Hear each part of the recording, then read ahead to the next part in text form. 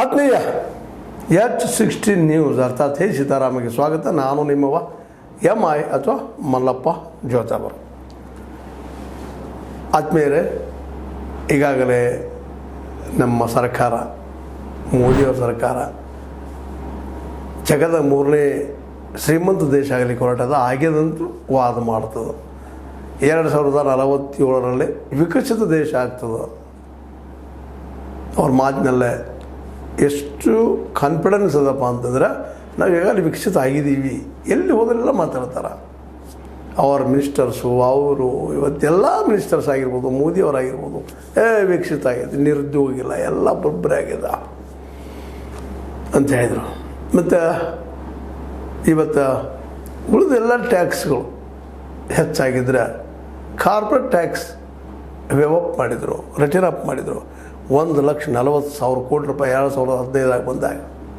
ಯಾಕಂದರೆ ಅವ್ರು ಉದ್ಯೋಗ ಸೃಷ್ಟಿ ಮಾಡ್ತಾರೆ, ನಮಗೆಲ್ಲ ಉದ್ಯೋಗ ಕೊಡ್ತಾರೆ, ಬಡತನ ಹೋಗ್ತದೆ. PSUಗಳು ಸಹಿತ ತಮ್ಮ ಮನಸ್ಸಿಗೆ ಬಂದಂಗೆ ಕೊಟ್ಟರು, ಅವರಿಗೆ ಮಾರಿದರು.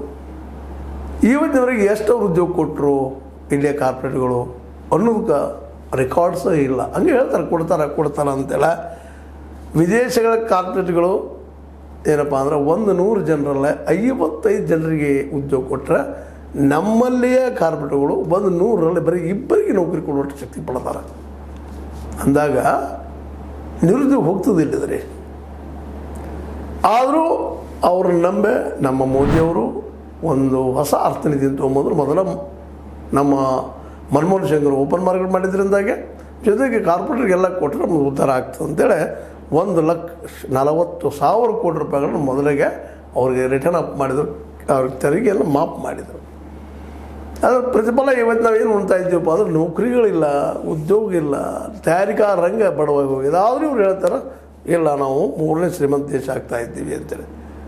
ಯಾಕಂತಂದ್ರೆ ನಮ್ಮ GDP ಏನದಲ್ಲ, ಅದರ 75% ಬರೋ ಸಾಲ ಅದ ನಮ್ಮಲ್ಲೇ. ಇದು ನಮಗೆ ಗೊತ್ತಿರಲಿ. ಇದನ್ನೇನಂದರೆ ಇದಕ್ಕೆ ಉತ್ತರ ನಮ್ಮ ಈ ಸರ್ಕಾರದಿಂದ ಕೊಡ್ಲಿಕ್ಕೆ ಸಾಧ್ಯ ಇದನ್ನ ಅಂತೇಳಿ. ಮತ್ತು ಇನ್ನುಳಿದ ಖರ್ಚು ಸಾಕಷ್ಟು ಡೆವಲಪ್ಮೆಂಟ್ ಸಲುವಾಗಿ, ರೋಡ್ಗಳ ಸಲುವಾಗಿ ಅದಕ್ಕೆ ಇದಕ್ಕೆ ಖರ್ಚು ಹಾಕ್ತಾರೆ, ಅನುದಾನ ಹಾಕ್ತಾರೆ, ಖರ್ಚು ಮಾಡ್ತಾರೆ.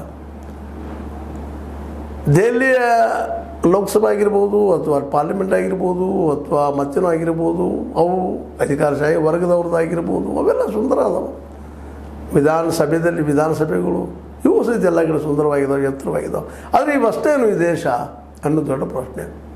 ಯಾಕಂದ್ರೆ 90% ಇಲ್ಲೇನದಾರಪ್ಪ ಅಂದ್ರೆ ಬಡವರಿದ್ದಾರೆ. ಆ ಬಡವರಿಗೆಲ್ಲ ಅದು ಎಂಥಪ್ಪ ಅಂದ್ರೆ ಕಾಂಟ್ರಾಕ್ಟ್ ಲೇಬ್ರರ್ಸ್.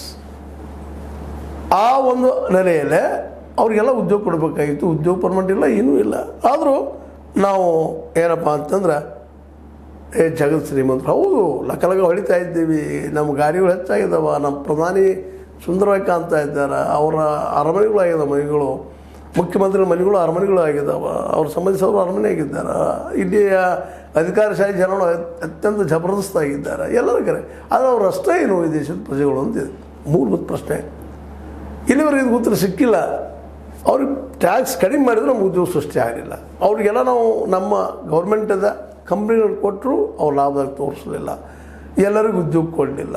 ಈ ಪರಿಸ್ಥಿತಿ ಇಲ್ಲದ. ಹೀಗಾಗಿ ನಾವು ಇವತ್ತಾಗಿ ಮಾತಿನ ಚರ್ಚೆ ಮಾಡ್ತಾ ಇದ್ದೀನಪ್ಪ ಅಂತಂದ್ರೆ, ಈ ನಮ್ಮ 3ನೇ ಶ್ರೀಮಂತ ದೇಶದ ನಾವು ಹೇಳ್ತೀವಿ.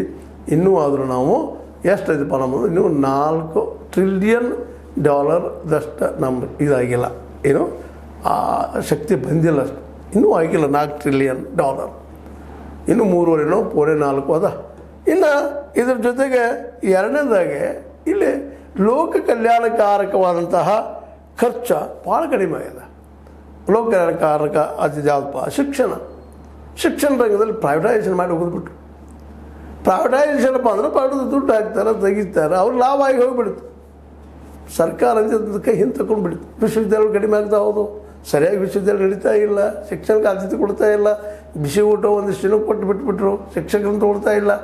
ದೊಡ್ಡ ಸಂಪತ್ತು ಈ ದೇಶದ್ದೇನಪ್ಪ ಅಂದ್ರೆ ಈ ಮಾನವ ಸಂಪತ್ತು ಶಿಕ್ಷಣದಿಂದ ಮಾತ್ರ ಒಂದು ಶ್ರೇಷ್ಠತೆಗೆ ಇರಲಿಕ್ಕೆ ಸಾಧ್ಯತೆ ವಿನ ಶಿಕ್ಷಣ ಇಲ್ಲ ಅಂದ್ರೆ ಅಲ್ಲಿ ಏನೂ ಇಲ್ಲ. ವಿಶ್ವವಿದ್ಯಾಲಯಗಳು ಇವತ್ತು ನೋಡಿ ಎಲ್ಲ ಪ್ರೈವೇಟ್ದ್ರ ಕೈಯಲ್ಲಿ. ಅವ್ರು ಪ್ರೈವೇಟ್ದವರು ಶಿಕ್ಷಕರಿಗೆ ಅವ್ರು ಯೋಗ್ಯತೆ ಪೇ ಮಾಡ್ತಾರೋ ಇಲ್ಲೋ ನೋಡಿದ್ರಿ ನೀವೆಲ್ಲ. ಮುಂದಿನ ಕಲಿಯೋರು ದುಡ್ಡಿದ್ದಂಥವ್ರು ಮಾತ್ರ ಈ 10% ಜನ ಇದ್ದಾರಲ್ಲ ಈ ಒಂದು ಸರ್ಕಾರಿ ನೌಕರ ಇರ್ಬೋದು ಮತ್ತು ಅವರಿಗಾಗಿ ಇವೆಲ್ಲ ಖಾಸಗಿ ವಿಶ್ವವಿದ್ಯಾಲಯಗಳು ಅವೆಲ್ಲ ಶಿಕ್ಷಣ ಕ್ಷೇತ್ರದಲ್ಲೇ ಒಂದು ರೀತಿ ಏನಾಗಿದೆಪ್ಪ ಅಂದ್ರೆ ಖಾಸಗಿಯವ್ರಿಗೆ ಕೊಟ್ಟು ಖಾಸಗಿಯವ್ರ ಲಾಭದ ಕೇಂದ್ರನಾಗಿ ಮಾಡಿಬಿಟ್ಟಾರೆ ಇವತ್ತು. ಹೀಗಾಗಿ ಏನಾಗಿಬಿಡ್ತದಪ್ಪ ಅಂದ್ರೆ ಇವತ್ತು ನಮ್ಮಲ್ಲಿ ಶಿಕ್ಷಣ ದಿವಾಳಿ ಇದ್ದಂಗೆ ಆಗಿಬಿಟ್ಟದು. ಅದ್ರ ಜೊತೆಗೆ ಇನ್ಫ್ರಾಸ್ಟ್ರಕ್ಚರ್ ಹೈಯರ್ ಎಜುಕೇಷನ್ ಸಲುವಾಗಿ ಇನ್ಫ್ರಾಸ್ಟ್ರಕ್ಚರ್ ಇರಲಿಲ್ಲ. ಮುಖ್ಯವಾಗಿ ಬೇಕಾಗಿದ್ದು ಶಿಕ್ಷಣಕ್ಕೆ ಗ್ರಂಥಗಳು, ಸಂಶೋಧನಾ ವಿಷಯದಲ್ಲೇ ಡೆವಲಪ್ಮೆಂಟ್ಗಳು, ವಿಶ್ವವಿದ್ಯಾಲಯಗಳು, ಅದ್ರ ಜೊತೆಗೆ ಅಲ್ಲಿ ಅದಕ್ಕಿಂತ ಮುಖ್ಯವಾಗಿ ಕಲಿಸುವಂತಹ ಪ್ರೊಫೆಸರ್ಗಳು ಅವರಲ್ಲಿಲ್ಲ. ವಿಶ್ವವಿದ್ಯಾಲಯಗಳು ಕಡಿಮೆ ಆಗಿದ್ದಾರೆ.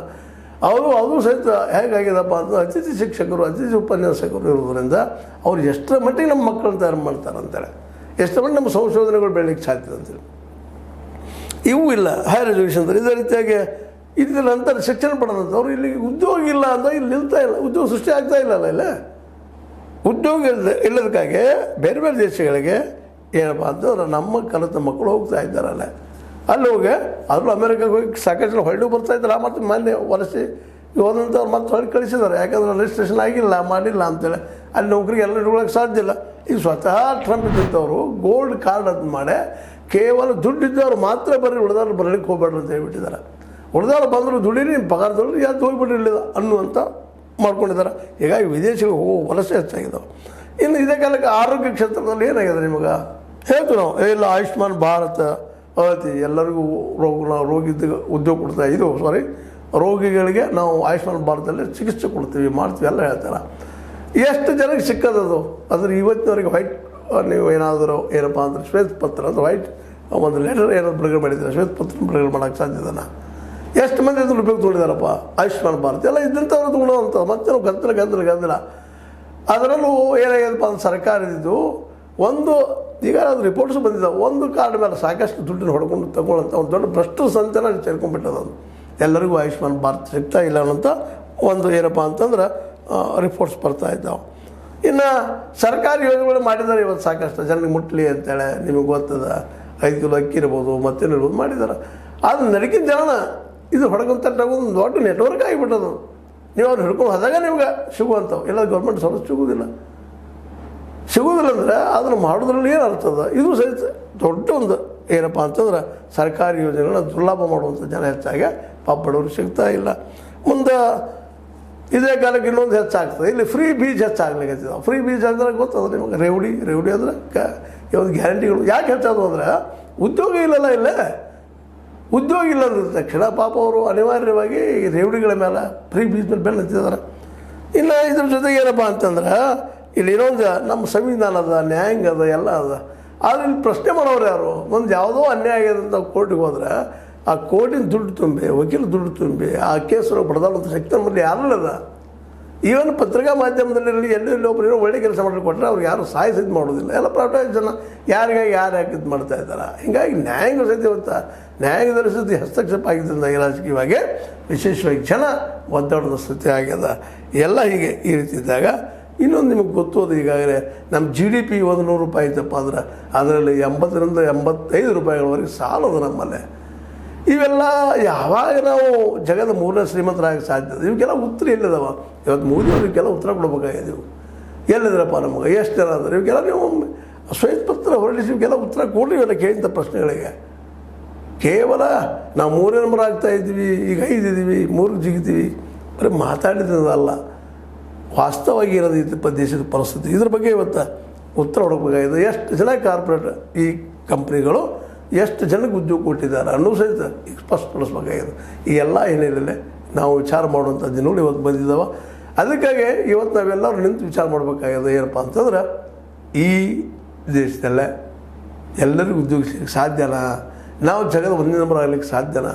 ಯಾಕೆಂದ್ರೆ ನಮ್ಮ ಇನ್ಕಮ್ಗಿಂತಲೂ 35-40 ಪಟ್ಟು ಹೆಚ್ಚಿನ ಇನ್ಕಮ್ಮ ಅಮೇರಿಕೆ ಪ್ರಜೆಗಳದ, ಇನ್ನೂರು ದೇಶಗಳದ. ಚೈನಾದ ನಮಗಿಂತಲೂ 15-20 ಪಟ್ಟು ಹೆಚ್ಚಿದಂಥ ಇನ್ಕಮ್ ಅದ. ಅಂದಾಗ 140ನೇ ನಂಬರ್ದಲ್ಲಿ ಇದ್ದೀವಿ ನಾವು GDP ಇದರಲ್ಲೇ ಪರ್ ಕ್ಯಾಪಿಟಲ್ ಇನ್ಕಮ್ದಲ್ಲ, ಪ್ರತಿ ವ್ಯಕ್ತಿ ಆಯದಲ್ಲೇ 140ನೇ ನಂಬರ್ ಇದ್ದೀವಿ. ಅಂದಾಗ ನಾವು ಹೆಂಗೆ ಏಕಾಏಕಿ 3 ನಂಬರ್ ಜಂಪ್ ಹಾಕಿವಿ? ಇದಕ್ಕೆ ಉತ್ತರನ ನಿರಾನೇರವಾಗಿ ಇವತ್ತು ಮೋದಿಯವ್ರು ಕೊಡಬೇಕಾಗಿದೆ. ಇದು ಕೊಡ್ತಾ ಇಲ್ಲ. ಕೇಳಿದ ತಕ್ಷಣ ತಮ್ಮ ಭಾಷೆಗಳ ಮೂಲಕ ಅದನ್ನು ಸರಿಸುವಂಥ ಕೆಲಸ, ನ್ಯಾಯಕ್ಕೆ ಹೋದರೂ ಉತ್ತರ ಸಿಗೋಂಥ ಪರಿಸ್ಥಿತಿ ಇವತ್ತು ನಿರ್ಮಾಣ ಆಗಿದೆ. ಅದಕ್ಕಾಗಿ ಈ ಎಲ್ಲ ನೆಲೆಯಲ್ಲೇ ನಾವು ಸರ್ಕಾರ ಕೇಳೋದಷ್ಟೇ ಮೋದಿಯವ್ರಿಗೆ, ನೀವು ಮೂಲ ನಂಬರ್ ಯಾವ ನೆಲೆಯಲ್ಲಿ ಆಗ್ತೀರಿ ಮತ್ತು ಎಲ್ಲರಿಗೂ ಉದ್ಯೋಗ ಯಾವಾಗ ಸೃಷ್ಟಿ ಮಾಡ್ತೀರಿ, ಇದು ನಿಮ್ಗೆ ನೋವಾದರೂ ಸಹಿತ ವಾಸ್ತವ ಸತ್ಯದ. ವಾಸ್ತವ ಸತ್ಯದ ಮೇಲೆ ಮೋದಿ ಮತ್ತು ಅವರ ಮಂತ್ರಿಮಂಡಲ ಅವ್ರ ಹಿಂಬಾಲಕ ನಾವು ಇವು ಪ್ರಶ್ನೆಗಳಿದ್ದಾವೆ, ಇವಾಗ ಉತ್ತರ ಕೊಡಲಿ ಅಂತ ಹೇಳ್ತಾ ಇದು ನಿಮ್ಗೆ ಲೈಕ್ ಆಗ್ತದೆ ಇರ್ಬೋದು. ಲೈಕ್ ಮಾಡಿ, ಶೇರ್ ಮಾಡಿರಿ, ಕಮೆಂಟ್ ಮಾಡಿ, ಜೊತೆಗೆ ಸಬ್ಸ್ಕ್ರೈಬ್ ಹೋಗ್ಬೇಡ್ರಿ. S16 ನ್ಯೂಸ್ ಅರ್ಥಾತ್ ಸೀತಾರಾಮ್ ಇದು ಸತ್ಯದ ಕೈಗೆ ನೋಡಿ. ವಂದನೆಗಳು.